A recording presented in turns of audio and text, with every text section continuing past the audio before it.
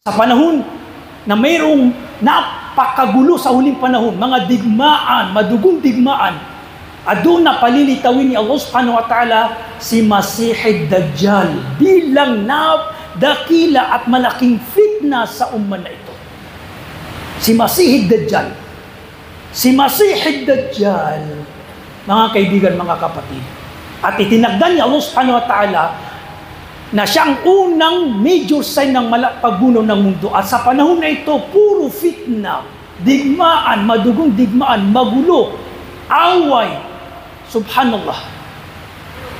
Nabanggit sa dakila ng fitna ni Masih Dajjal at pinagkalooban din ni Allah ng mga superpower o mga kapangyarihan na marahil salungat sa kalikasan. Nabanggit na lahat ng propeta mula kay Nuh hanggang kay propeta Muhammad, nagbibigay sila ng babala hinggil sa Masih Dajjal. Ganyan kapanganib, kalaki ang fitna nitong Masih Dajjal. Ang Masih Dajjal, Masih, Misaya. Dajjal, sinungaling, bulaang, kaya tinawag siya bulaang propeta. Antichrist. Si Masih Dajjal, kirat ang mata, isa lang ang kanyang mata.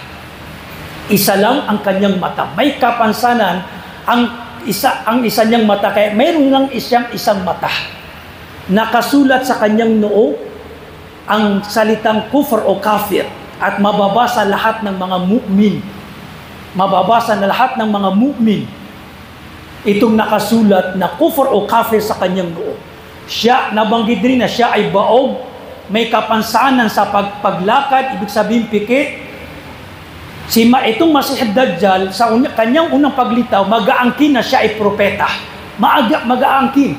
Magpapalaganap na siya ay propeta, bulang propeta.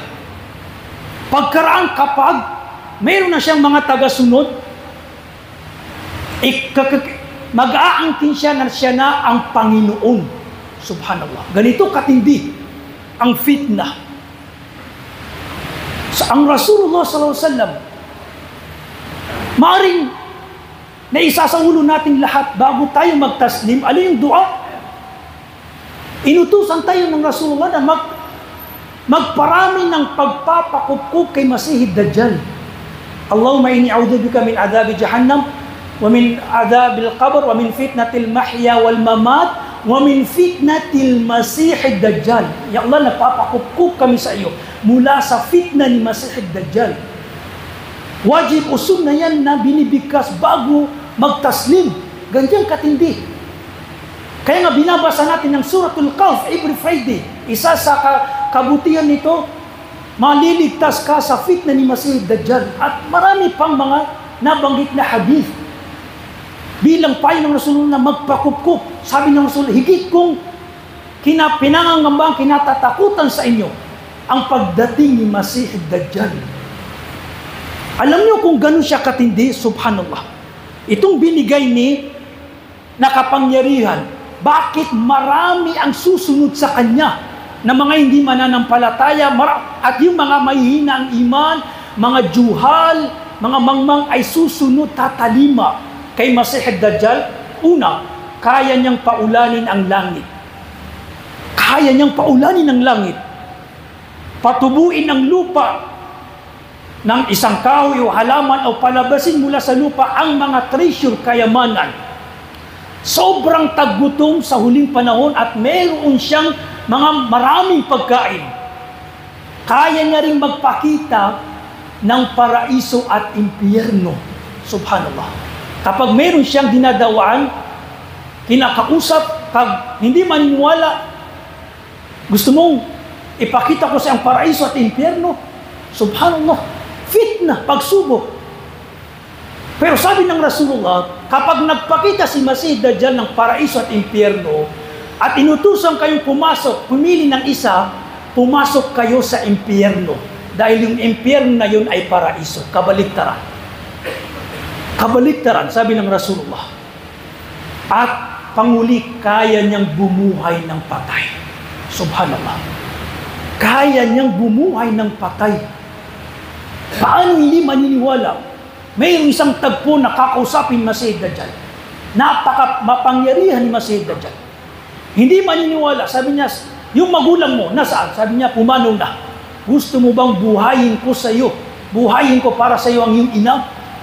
At mangyayari nga, pero ito ay panlilin lang dahil meron siyang mga kampun mula sa mga jinn, syaitan, na maglalarawan sa kanyang ina. Kasinuan kabulaanan, puro panlilin lang. Mangyayari na mahuhukay ang libingan, lilitaw mula doon ng kanyang ina. Pero ito ay si syaitan, isang syaitan mula sa jinn, at magpapanggap na kanyang ina, at yung tao na yun mafifit na at maniniwala kay Masih Dajjal. Subhanallah. Itong si Masih Dajjal, Antichrist, lilibutin niya ang mundo. No?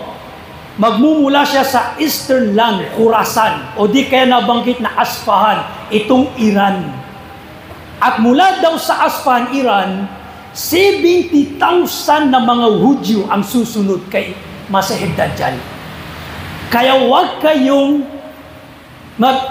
magugulat kung bakit ang mga Yahud, Jews, isa sa mga sign nila, one eye. Nagbibigay tayo ng babala. Inaantay nila ang pagdating ni Masih Dajjal. Kasi alam nila na magiging tagasunod sila ni Masih Dajjal. Yang, tingnan nyo, mga Jews, mga fraternity na gawa ng Jews, may mga sign sila na isang mata. Kahit sa mga palabas minsan, subhanallah. Gusto nilang ipalaganap yan. Mga building, mga signs, ano pa man, na tumutukoy, nagpapahiwatig, hinggil kay Masih Dajjal. Kasi inaantay nila. Lilitaw si Masih Dajjal mula sa Asfahan, Iran na ito, o sa Khurasan o sa Iran, at sasama daw, sabi ng Rasulullah, sasama sa kanya bilang follower ang 70,000 na magiging sundalo laban sa mga Muslim. At iikutin niya ang maraming syudad. Mapapasok niya at marami siyang maaakay. Alam niyo po ba, 2 lugar ang hindi niya kayang pasukin. Mashallah. Ang Makkah at Madina. Makkah, Madina. Nabanggit sa hadith, pagdating ni Masih Dajjal sa Makkah, ang mga anghel na pinalibutan nila ang Makkah, at kapag gagawa ng paraan na pumasok ni Masih Dajjal, pinapalo siya ng mga anghel. Tutungo siya sa Madina, ganun din. Sa Had, no? Limitasyon ng haram sa Madina, ganun din. Papalibutan ng mga anghel sa kapahintulutan nila, hindi niya mapapasok.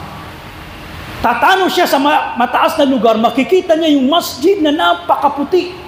Sabi niya sa kanyang follower, yan ang masjid ni Ahmad, ng kanyang tinutukoy si Muhammad, ang ating propeta Muhammad. Papasok siya ulit, gagawa niya ng paraan.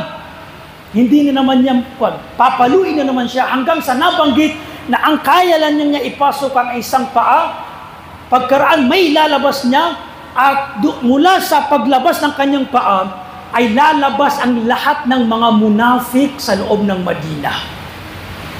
Munafik, hypocrite, at walang matitira sa Madina at Makkah maliban sa tunay na mga mananampalataya. At isang tunay na believer ang lalabas kay Masih Dajjal.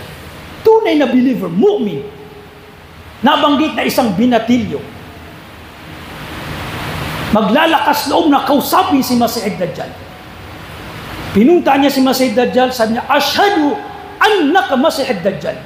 Sumasaksi ako na ikaw ang Masih Dajjal, bulang propeta na binanggit ng Rasulullah. Kasi nakilala nila, yun na nga si Masih Dajjal. Isang mata, may nakasulat na kafir, at yung mga katangian niya.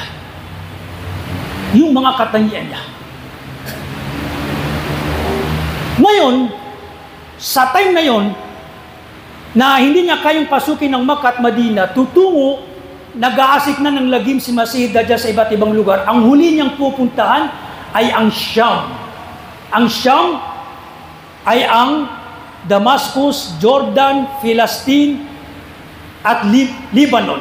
Ito yung 4 na lugar na tinatawag na Sham, lalo na ang Philistine, na gusto niyang sakupin ang Philistine. Pero sa time na iyon, nandun na ang mga Muslim sa pamumuno ni Imam Mahdi. At sa time na rin to, bababa si Isa alayhi salam. Kasi siya ang papatay kay Masih Dajjal. Subhanallah.